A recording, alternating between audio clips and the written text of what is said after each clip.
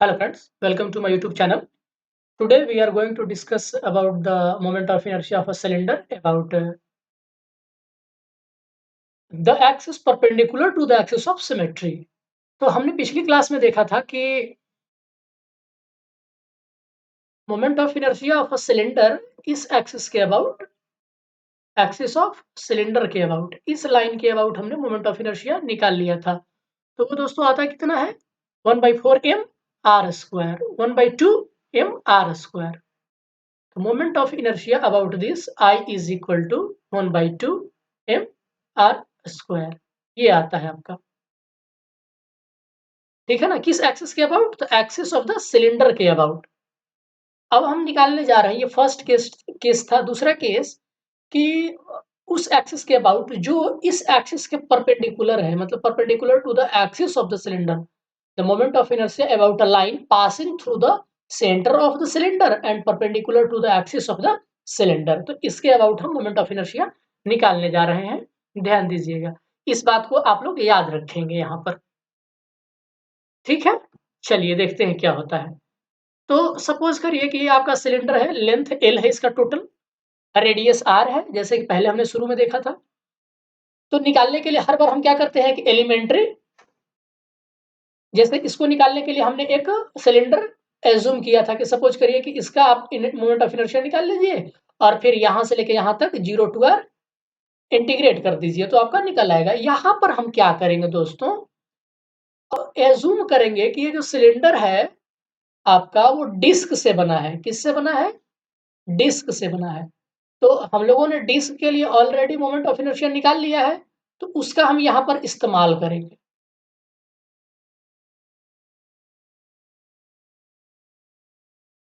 तो सपोज करिए कि ये है आपका, इस लाइन के अबाउट आपको निकालना है जो कि सेंटर से पास कर रही है। तो यहाँ पर कहीं पे हमने एक एलिमेंट्री डिस्क एज्यूम कर लिया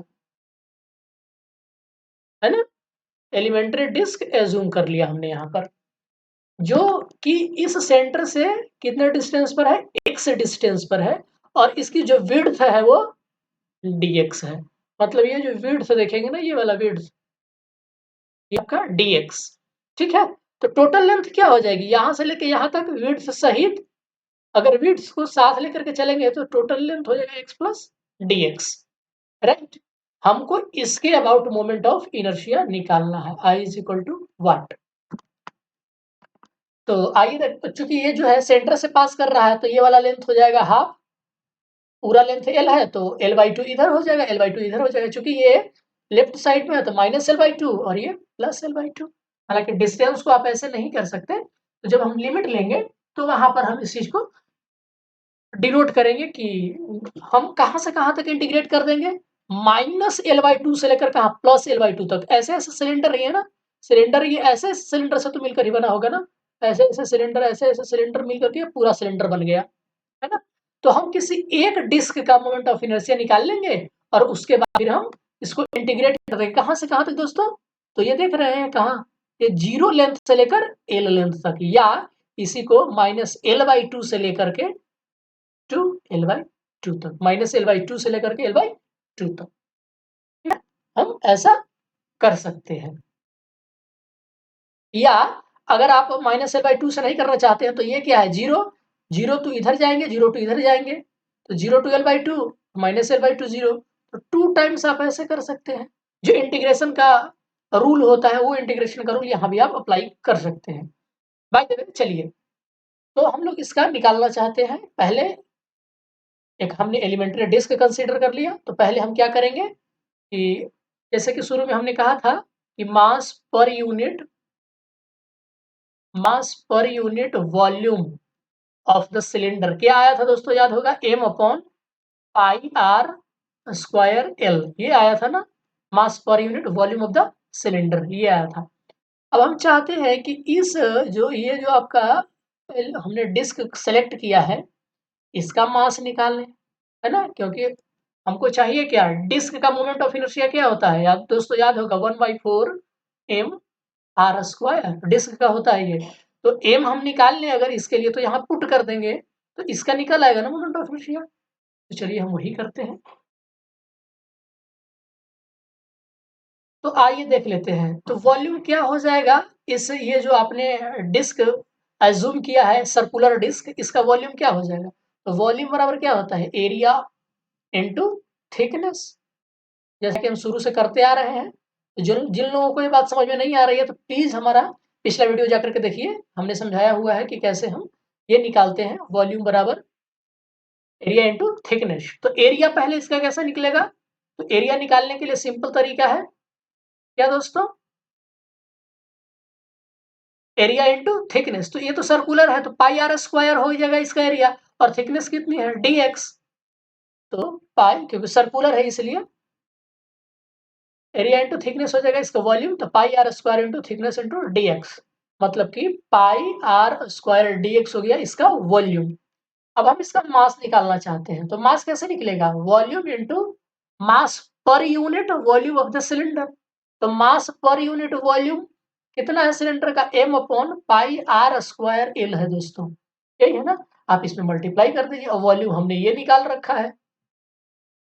मास ऑफ द सर्कुलर डिस्क बराबर आ जाएगा आपका pi are square d x into m upon pi are square l. तो देखिए, तो पाई आर स्क्वायर एल से पाई स्क्वायर एल कैंसिल हो गया, तो यहां से आ जाएगा M upon L D X. ये निकल गया इस सर्कुलर डिस्क का मास, क्या आ गया, m upon L D x mass आ गया। इसका वॉल्यूम कितना आया था दोस्तों, इसका वॉल्यूम आया था पाई आर स्क्वायर डी एक्स। तो वॉल्यूम निकालने के लिए क्या करेंगे, सिंपली ये एक छोटा सा सिलेंडर आप ऐसे कंसिडर कर सकते हैं ना, ये एक छोटा सा सिलेंडर है दोस्तों, ऐसे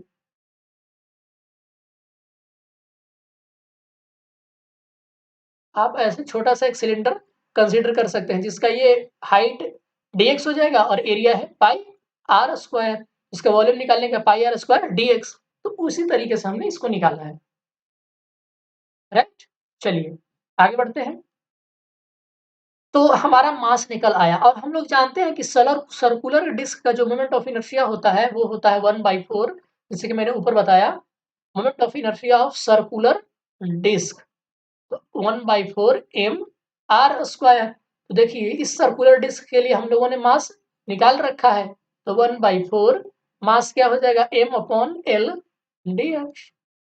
ठीक है, इसका मतलब है कि वो जो सर्कुलर डिस्क आया उसका मोमेंट ऑफ इनर्शिया निकल गया कितना, और ये आर स्क्वायर, तो 1/4 M R square upon L D X, ये आ गया moment of inertia of circular disc. ठीक है, अब हम क्या हो गया, हमको निकालना है इस सर्कुलर डिस्क का, ये जो सिलेंडर बना था इसके अबाउट निकालना है, ये डिस्टेंस है एक्स, मतलब इसके अबाउट निकालना है। तो इसके अबाउट निकालने के लिए क्या होता है, डी आई बराबर हम लोग जानते हैं, तो इसका क्या हो जाएगा, थ्योरम ऑफ पैरेलल एक्सिस लगेगी, क्योंकि इसके अबाउट तो हमने निकाल लिया moment of inertia circular disc का, यही होता है ना, सेंटर से पास करता हुआ और परपेंडिकुलर हो उसके अबाउट हम निकालते हैं, इसके अबाउट निकालना है तो परपेंडिकुलर एक्सिस थ्योरम लगा दीजिए। ठीक है, मतलब कि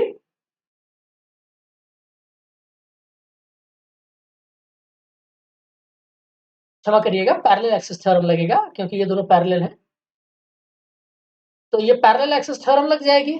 तो इसके अबाउट मोमेंट ऑफ इनर्शिया निकालना है, पैरेलल एक्सिस थ्योरम के अनुसार क्या हो गया, डी आई बराबर moment of inertia of the elementary portion about its diameter A B. तो इसके डायमीटर, अब ए बी डायमीटर कौन सा है, तो देख लीजिए ये डायमीटर है, इसके about moment of inertia plus क्या होगा, एम एक्स स्क्वायर, यही होता है, हम लोग यही करते आए हैं कि आप इसके डायमीटर के अबाउट मोमेंट ऑफ इनर्शिया निकालिए, डायमीटर के अबाउट मोमेंट ऑफ इनर्शिया, है ना, वो तो हम निकाल चुके, कितना आया 1/4 M R square upon L D X, plus क्या होता था, डिस्टेंस यहां से लेके यहां तक और जितना मास है उसका एक्स स्क्वायर, तो डिस्टेंस एक्स है और इसका मास एम हम अज्यूम करते हैं, लेकिन हमारा मास आ चुका है कितना, M upon L D X, है ना। इसका मतलब है कि यहाँ क्या रखेंगे, M upon L D X, ये आ गया हमारा फाइनली। तो देखा जाए तो हमारा अल्टीमेट एक्सप्रेशन क्या आया, देखिए, तो M upon L D x into X square, M की जगह हमने वैल्यू रख दिया यहाँ पर, मतलब कि 1/4 ये वाला moment of inertia about the diameter इस डायमीटर के about moment of inertia mr² upon l dx plus m। तो m आया है आपका, देख लीजिए m upon l dx, m upon l dx into distance का स्क्वायर। अब इसको ऐड करेंगे तो ये आ जाएगा m upon l r²/4 plus x² dx।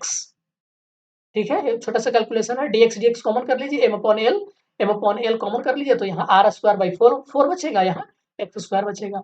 तो ये आ गया आपका elementary moment of inertia of this circular, ये जो आपने एज्यूम किया था सर्कुलर डिस्क।